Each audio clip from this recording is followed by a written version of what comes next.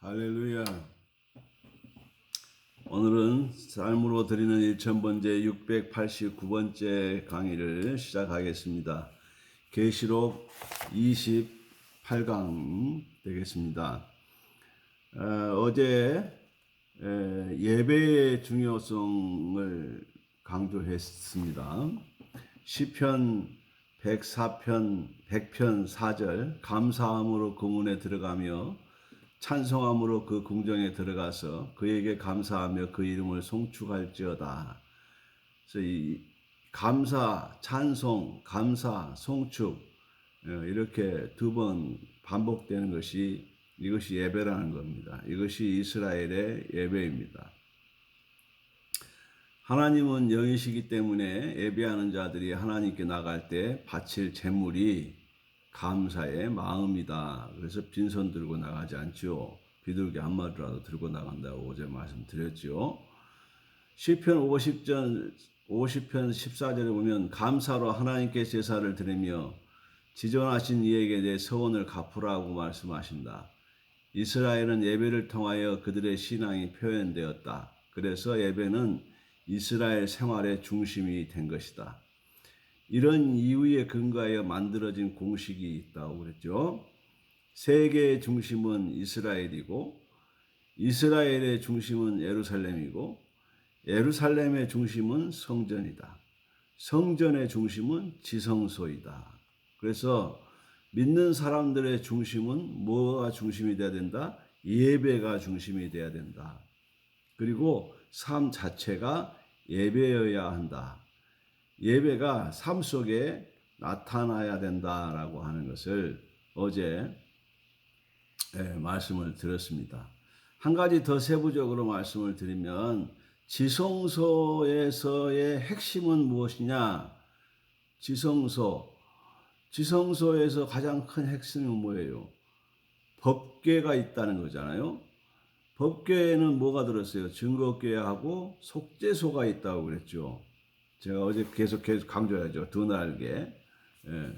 속죄소가 있기 때문에 이게 중심이죠. 예배를 통하여 우리가 죄의 가리우심을 받고 하나님께 나아갈 수 있게 된다라고 하는 사실을 잊어서는 안 될 것입니다. 자, 오늘은 그 중요한 예배가 무엇인지 한번 설명해 보려고 합니다. 예배란 아바드라고 하는 단어를 가지고 있습니다. 이 아바드라고 하는 단어는 섬기다라고 하는 뜻을 가지고 있고 출애굽기 3장 12절에 보면 하나님이 이르시되 내가 반드시 너와 함께 있으리라. 내가 그 백성을 애굽에서 인도하여 낸 후에 너희가 이 산에서 하나님을 섬기리니 이것이 내가 너를 보낸 증거니라. 이 산이 어디예요? 신의 산이잖아요. 하나님의 산. 히브리어 아바드는 일하다, 섬기다라고 하는 뜻도 있지만 예배라는 의미가 더 강합니다. 하나님은 영이신데 눈에 보이지 않는 하나님을 어떻게 섬길 수 있을까? 예배를 통하여 섬길 수 있다는 겁니다. 너희가 이 산에서 그러면 어떻게 된다? 하나님을 예배하리라. 이렇게 바꿀 수 있겠죠. 자, 모세가 바로 앞에서 해야 할 말에서도 나타납니다. 출애굽기 8장 1절에 보면 여호와께서 모세에게 이르시되 너는 바로에게 가서 그에게 이르기를 여호와의 말씀에 내 백성을 보내라. 그들이 나를 섬길 것이니라. 그래서 섬긴다라고 할 때에 이 섬김이 뭐다? 아바드, 하나님을 예배할 것이다. 그 뜻을 얘기하는 겁니다. 바울이 바로에게 나를 섬길 것이다 라고 얘기하게 되면 지금까지는 바로를 섬겼는데 이제 하나님을 섬긴다고? 그러면 섬기는 대상이 똑같아지는데 뭐 종로로 다는 거 똑같은 거 아니냐? 이렇게 생각할 수 있겠죠. 그게 아니고 바로는 인간적으로 섬겼다 그러면 하나님을 예배하는 것을 의미합니다. 이스라엘이 출애굽해서 시내산에 도착을 한 게 출애굽기 19장입니다. 이 산에서 언약을 세웁니다. 이를 근거로 이스라엘은 언약 백성이 되고 신앙 공동체로서 하나님께 예배하는 예배 공동체가 되는 것입니다. 그래서 히브리어 아바드가 가장 먼저 등장하는 곳은 또 어디냐? 창세기 2장 15절입니다. 여호와 하나님이 그 사람을 이끌어 에덴 동산에 두어 그것을 경작하며 지키게 하시고 그랬어요.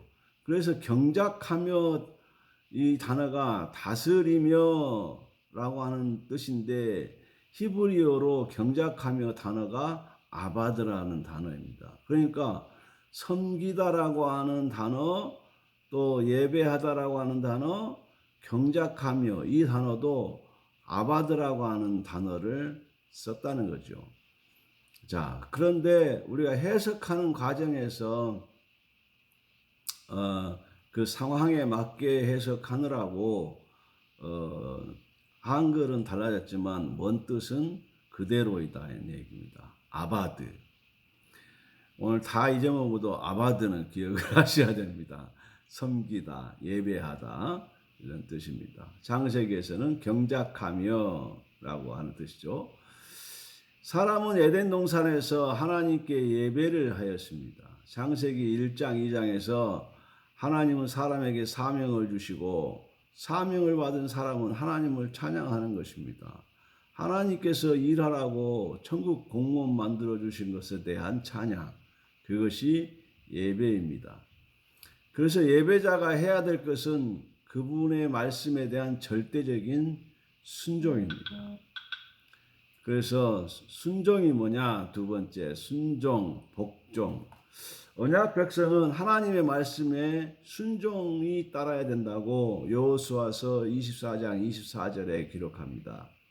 백성이 여호수아에게 말하되 우리 하나님 여호와를 우리가 섬기고 그의 목소리를 우리가 청종하리이다 하는지라 그랬습니다. 예배를 통하여 사람들은 하나님의 임재를 경험하고 하나님과 교제가 이루어집니다. 그래서 예배에서 은혜를 못 받으면 그 사람은 은혜 받을 길이 없습니다. 예배를 통해서 하나님의 임재를 경험해야 되고 예배를 통해서 하나님과 교제가 이루어져야 됩니다.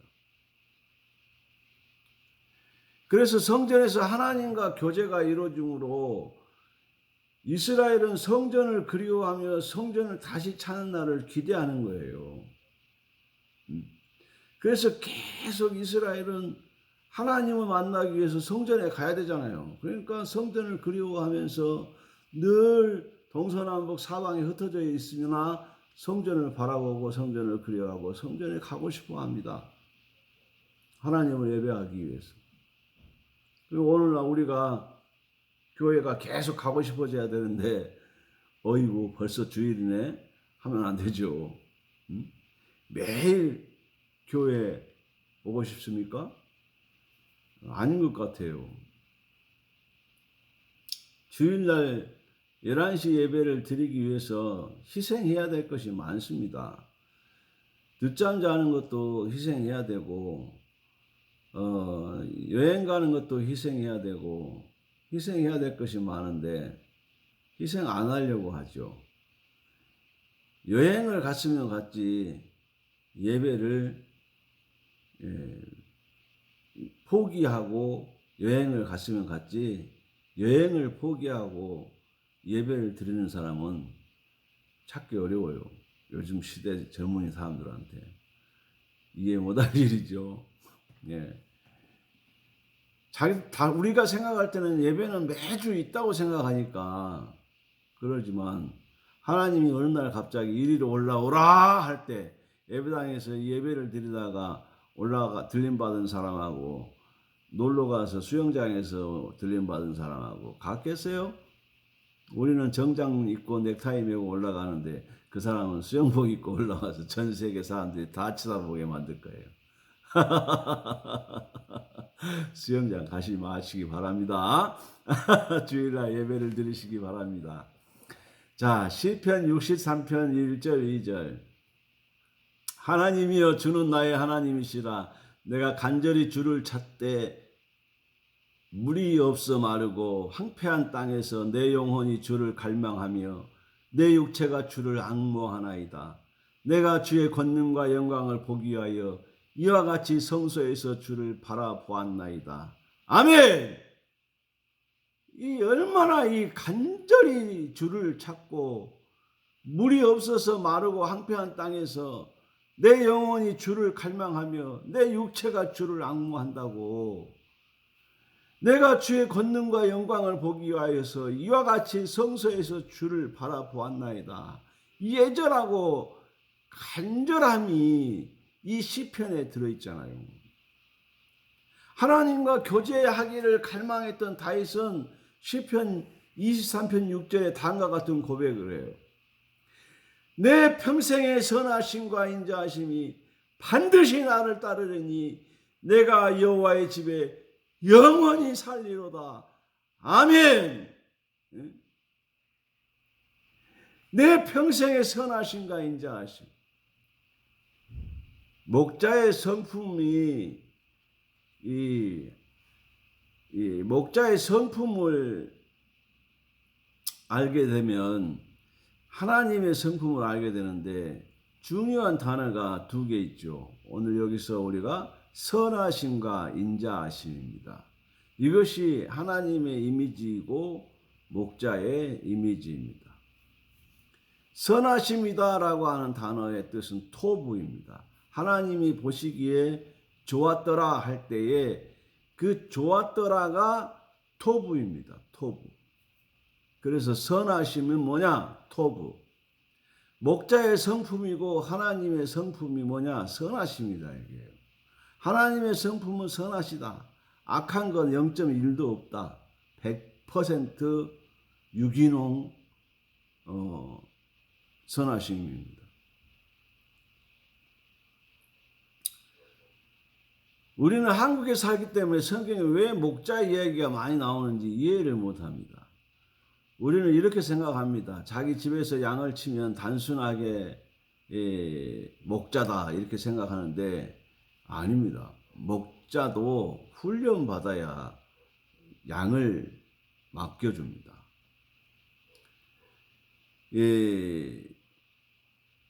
양치는 훈련이 그럼 뭐냐? 풀 많은데 물 많은데 가르쳐서 양들 데리고 가서 먹이는 거 그거 아닙니다.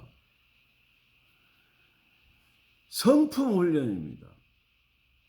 성품이 양을 사랑하는 성품이 갖춰져야 양을 맡기는 거예요. 키워서 잡아먹으려고 그러면 그 생각만 하면은 양 맡기면 되겠어요? 키워서 다 잡아먹어볼 건데. 양을 잘 돌봐야 된다고요. 근데 그 돌봄이 이 선하심이 있어야 된다. 그거 가르치고 얘기하는 거예요. 양이 한 마리든 두 마리든 내게 맡겨진 양을 잘 관리하고 사랑으로 돌봐주는 양 목자하고 아무렇게나 방치하는 목자하고 같겠어요? 다르죠. 저는 시골 살아서 개들을 많이 키워요. 마당에 개들을 많이 키우는데 우리 집 개하고 목사님네 개하고 우리 집 앞에 교수님네 개하고 두 집 개만 우리 마을에서 제일로 따뜻하게 잘 사는 것 같아요. 또 몇몇 집이 덜어 있긴 하지만 대부분은 한겨울에 영하 15도 20도 떨어지는데도 개들을 그냥 마당에 내비둬 버려요. 아이고, 어떻게 잠이 오는가 몰라요. 예? 저는 방에 데리고 가서 자고 싶은데 우리 집 사람이 말려서 제가 밖에다가 초특급 호텔을 만들어서 따뜻하게 해서 재우고 난로라도 펴주고 싶은 심정이에요. 자, 여러분, 짐승도 주인이 사랑하면 알아요. 여러분, 사랑을 베풀 때 이 남들 보기도 좋아요. 예? 목사님이 개를 학대해 보세요. 발로 차고 매로 때리고. 그럼 개를 왜 키워요? 남들이 볼 때 목사가 개를 아주 그냥 개 패듯이 팬다고 그럴 거 아니에요? 그러면 안 되죠, 여러분. 목사인데 개는 행복해야 될 권리가 있어요. 자, 인자하심. 우리가 이 신학교에서부터 사실은 신학을 공부하는 실력도 중요하지만 사실은 성품이 제일 중요해요. 저 신학교 가니까 우리 선배님들이 너 나중에 뭐 할래? 그래서 목회하렵니다. 그랬더니 먼저 사람이 되라. 그러시더라고. 예. 사람 되는 게 먼저라는 거예요. 성품이 되는 게 중요하다는 거죠. 사람을 사랑할 수 있는 성품이 갖춰져야 된다는 거예요. 어디 교회가 내 마음에 드는 사람만 있습니까? 내 마음에 안 드는 사람도 있죠. 그래도 다 인자함으로 사랑으로 돌봐야죠. 인자하심. 여기서 이 인자하심은 이 히브리어로 헤세드라고 얘기합니다. 목자의 사랑을 표현할 때 헤세드라고 합니다. 목자의 성품과 목자의 사랑을 선하심과 인자하심으로 노래를 합니다. 이 땅에서 가장 진한 강한 사랑을 얘기할 때 모성애를 얘기합니다. 실제 방송에서 어머니가 화재로 죽을 때, 또 추워서 죽을 때 어머니는 아이를 둘둘 말아서 품에 안고 자신은 죽어도 아이는 살립니다. 화재 속에서도 살렸고 추위 속에서도 살리더라고요. 이것이 모성애예요. 이 모성애를 예레미야 선지자는 어떻게 묘사를 했는가? 예레미야 31장 3절에 보면 옛적에 여호와께서 나에게 나타나사 내가 영원한 사랑으로 너를 사랑하기에 인자함으로 너를 이끌었다 하였노라. 아멘. 영원한 사랑, 이것을 하나님이 헤세드로 풀어낸 것입니다. 하나님과 이스라엘, 하나님과 우리들 간의 언약 관계를 표현할 때 사용되는 핵심적인 단어가 헤세드입니다. 영원한 사랑, 인자함. 호세아 사례에서 보면 하나님과 이스라엘 관계에서 사랑을 표현할 때 비유로 말씀해 주신 것이 호세아와 고멜의 사랑 관계입니다. 고멜은 남편을 버리고 도망갔다. 또 돈 가지고 사왔다. 이것이 이 호세아의 내용입니다. 예? 도망갑니다. 그럼 돈 가지고 가서 또 사옵니다. 또 도망갑니다. 또 사옵니다. 영원한 사랑. 이것이 헤세드입니다. 호세아가 우리에게 보여줬던 이 사랑이 하나님의 사랑을 표현한 것입니다. 목동은 일찍부터 이런 성품과 사랑 훈련을 받고 이것이 됐다고 할 때의 양을 맡겨줍니다. 다윗은 일찍이 목동으로 자연스럽게 훈련을 받았고 길들여졌습니다. 목동의 성품과 사랑으로 길들여져 있었습니다. 오늘날 목사의 성품과 사랑으로 길들여져 있었다라고 보는 겁니다. 그것이 하나님 보실 때 100점 맞은 사람입니다. 사도행전 12장 22절에 이새의 아들 다윗을 만나니 내 마음에 합한 맞는 사람이다. 다윗은 목자의 성품과 목자의 사랑을 다 가지고 있었다는 말이에요. 그래서 이스라엘을 통째로 맡겨버리죠. 하나님. 이것이 오늘 목회자들이 가져야 될 성품과 사랑이라고 생각합니다. 이것이 있어야 합니다. 없으면 다시 훈련 받아야 된다고 생각합니다. 첫 번째, 목자에게 돌보아 할 양이 없거나 자신의 양을 잃어버린 것만큼 불명예는 없다고 목자는 생각합니다. 두 번째, 자신의 양이 굶거나 굶어 죽거나 목말라 기절하거나 병들거나 맹수에 물려 죽거나 부상을 당하면 가장 수치스럽게 생각합니다. 이것이 오늘 우리가 가져야 될 성품이고 하나님이 갖고 계신 성품입니다. 그래서 주님께서 계시록을 읽다 보면 주님의 성품과 사랑이 물씬물씬 풍겨나는 것을 볼 수 있습니다. 시편 23편 3절에 보면 내 영혼을 소생시키시고 자기 이름을 위하여 의의 길로 인도하시는도다. 아멘.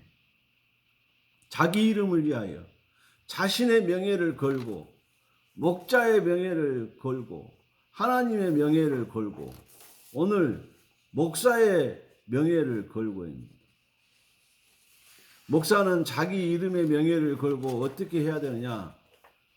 자신에게 맡겨진 양떼를 생명처럼 아끼고 돌봐야 합니다. 이런 동기가 목자가 무엇 때문에 그런가? 선하심과 인자하심 때문에 그렇습니다. 모세가 미디안에서 장인 이드로를 만나서 40년 동안 양을 쳤습니다.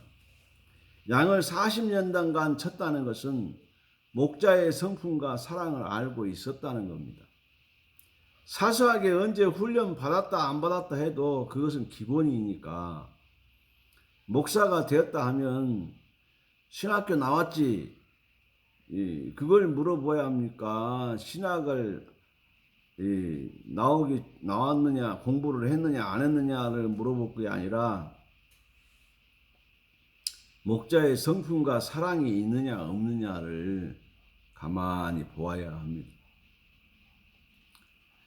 출애굽기 32장 9절 10절에 보면 여호와께서 또 모세에게 이르시되 내가 이 백성을 보니 목이 뻣뻣한 백성이로다. 그런즉 내가 하는 대로 두라. 내가 그들에게 진노하여 그들을 진멸하고 너를 큰 나라가 되게 하리라. 아멘. 하나님이 이스라엘 백성들 8절에 보면 송아지를 만들어 놓고 그것이 저희를 인도한 신이라고 섬기는 것을 보고 모세에게 진멸하겠다고 하십니다. 그때 모세가 이것은 목자상하고 반대입니다. 모세가 볼 때 이건 목자상이 아닙니다. 하나님께 이거 하나님은 목자장이고 나는 목자인데 내가 볼 때 이건 아닌 것 같아요. 그러면 하나님이 꼼짝 못하죠. 응?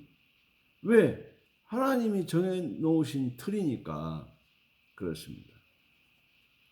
출애굽기 32장 11절과 13절에 보면 모세가 그의 하나님 여호와께 구하여 이르되 여호와여 어찌하여 그 큰 권능과 강한 손으로 애굽 땅에서 인도하여 내신 주의 백성에게 진노하시나이까? 어찌하여 애굽 사람들이 이르기를 여호와가 자기 백성을 산에서 죽이고 지면에서 진멸하는 악한 의도로 인도해냈다고 말하게 하시려 하시나이까? 하나이까? 주의 맹렬한 노를 그치시고 뜻을 돌이키사 주의 백성에게 이 화를 내리지 마옵소서. 주의 종 아브라함과 이삭과 이스라엘을 기억하소서. 주께서 그들을 위하여 주를 가리켜 맹세하여 이르기를 내가 너희의 자손을 하늘의 별처럼 많게 하고 내가 허락한 이 온 땅을 너희 자손에게 주어 영원한 기업이 되게 하리라 하셨나이다. 아멘. 이렇게 되는 거예요. 모세가. 목자는 화를 내는 사람이 아니에요. 성질 난다고 잡아먹고 성질 난다고 죽이고 그런 것이 아니라 목자는 사랑을 얘기하는 사람이에요. 목자는 이런 분이시다. 하나님이 이렇게 하는 것이 목자상이 아닙니까? 했더니 하나님께서 뜻을 돌이키사 말씀하신 화를 그 백성에게 내리지 아니하시니라 하고 14절에 말씀하십니다. 출애굽기 32장 14절입니다. 모세가 이렇게 하는 것이 목자의 성품에서 어긋나고 목자의 사랑에서 어긋납니다. 그랬더니 하나님이 뜻을 돌이키셨다는 겁니다. 말씀을 아는 것이 하나님을 아는 것이라고 제가 그랬습니다. 그래서 성경을 읽다가 아멘 하면 주님이 이 녀석 보통 똑똑한 녀석이 아니네? 아니, 말씀을 가지고 딱 들이대니까 어떻게 해요? 하나님도 꼼짝 못 하시잖아요. 응?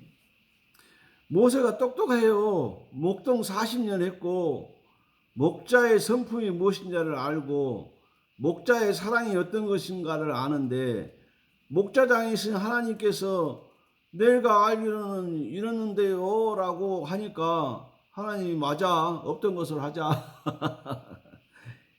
이것이 기도예요. 이것이 기도라고요. 이렇게 어떻게 말씀을 모르고 하나님을 알겠는가 그 말입니다. 지혜가 무엇인가? 말씀에서 지혜가 오는 것이라고 그랬지 않습니까? 그래서 하나님의 말씀을 많이 읽어야 되고 알아야 된다고요. 그래서 말씀을 근거로 해서 하나님께 기도하면 하나님이 응답을 속히 해주신다고요. 목자의 사랑과 성품만 잘 알아도 성경이 풀어줘요. 목자의 이미지, 하나님의 이미지, 오늘 목회자의 성품과 사랑을 어떻게 가져야 되는지를 우리가 알아야 돼요. 그것이 뭐예요? 선하심과 인자하심. 제가 오늘 계속해서 얘기하고 있는 것이 뭐라고요? 선하심과 인자하심.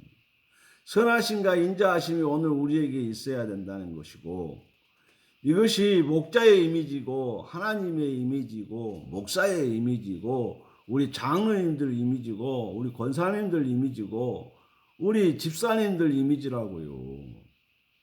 선하심과 인자하심을 가져보자고요. 아멘.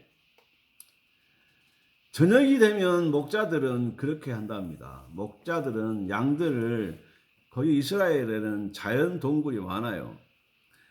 그 자연 동굴 속으로 어디에 가면 자연 동굴이 있는지를 목동들이 다 알아요, 목자가. 그래서 밤이 되면 이슬을 맞고 재우질 않아요. 웬만하면 자연 동굴을 찾아서 그 동굴 속에 양들을 몰아넣습니다. 그리고 그 동굴 입구에 목자가 딱 입구를 지키고 서 있는 겁니다. 그러면 늑대들이 밖에서 왔다 갔다 하겠죠. 그러나 목자가 입구에서 딱 막대기와 지팡이를 들고 지키고 있으니까 양들은 안전할 거 아니에요. 그런데 이 늑대들이 우 하고 울면 이 입구에 있던 양들이 겁먹을 거 아니에요. 그래서 두려워서 떨잖아요.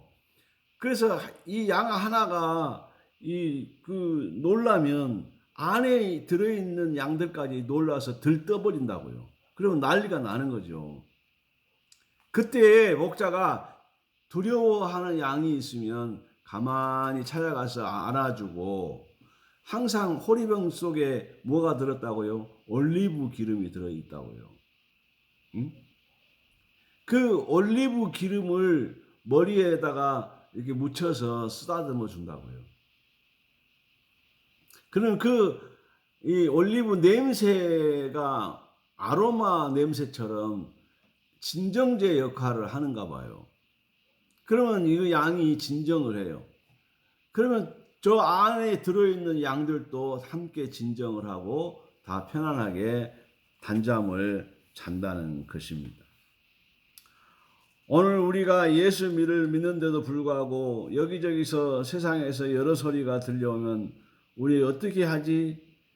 우리 어떻게 하지? 이 성도들은 어떻게 하지? 이렇게만 얘기해요. 하나님을 믿는데도 불구하고 그때 우리 목사님들이 말씀을 통해서 괜찮다, 괜찮다, 괜찮아, 괜찮아, 이렇게 이 얘기를 해주잖아요. 너 죽지 않아. 너 살려준다. 이렇게 하면 돼, 저렇게 하면 돼 하고 뭘 주어요? 말씀을 주잖아요. 그래서 주일의 말씀이 중요하다고요.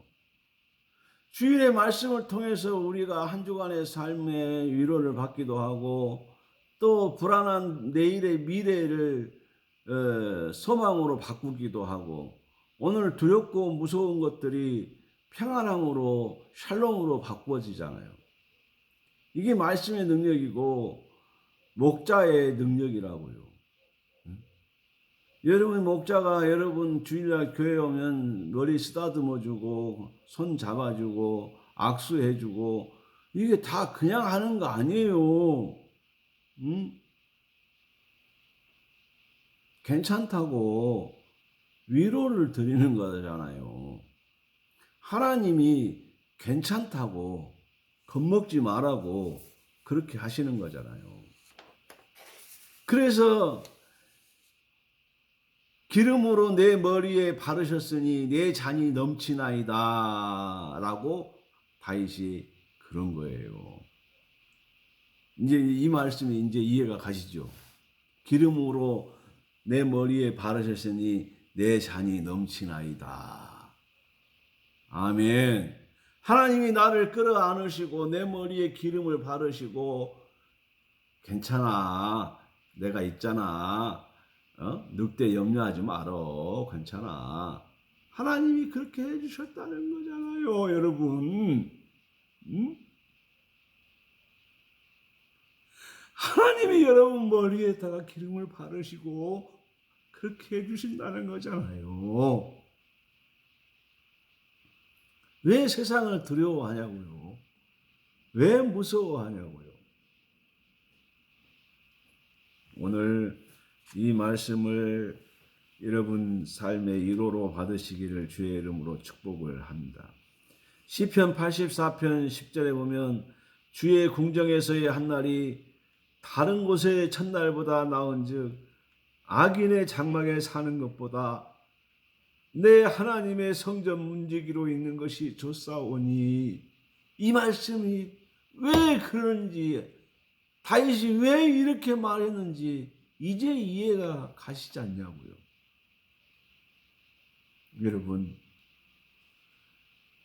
악인의 장막에서 사는 것보다 내 하나님의 성전의 문지기로 사는 것이 더 좋사오니라고 다윗이 고백했습니다.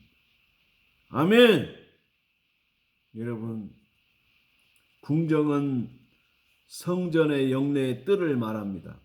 성전 시대에 성전 안에 뜰이 4개 있습니다.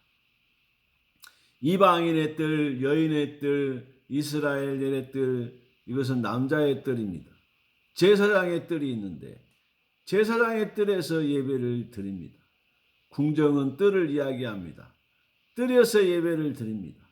짐승의 제사를 드리는 시대이기 때문에 이때 예배는 제물을 바치는 예배였습니다. 제사장의 뜰에서 드렸습니다. 이것이 하나님 앞에서다 이 말입니다.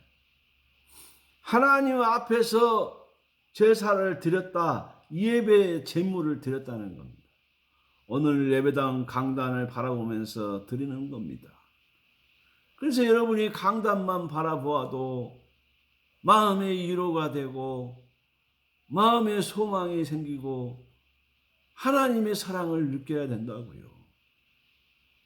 이 사랑을 목자를 통해서 전달받으셔야 된다고요. 할렐루야. 이 밤에도 우리 하나님의 선하심과 인자하심이 저와 여러분 속에 함께 계시기를 주의 이름으로 축원합니다. 감사합니다. 내일 뵙겠습니다. 기도하겠습니다. 하나님 감사합니다. 오늘 하나님의 선하심과 인자하심을 배웠습니다. 기름으로 내 머리에 바르시고 하나님의 선하심과 인자하심을 알게 하셨습니다.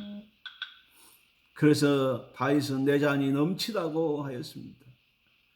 악인의 궁전에서보다 성전 문지기로 있는 것이 더 행복하다고까지 고백했습니다.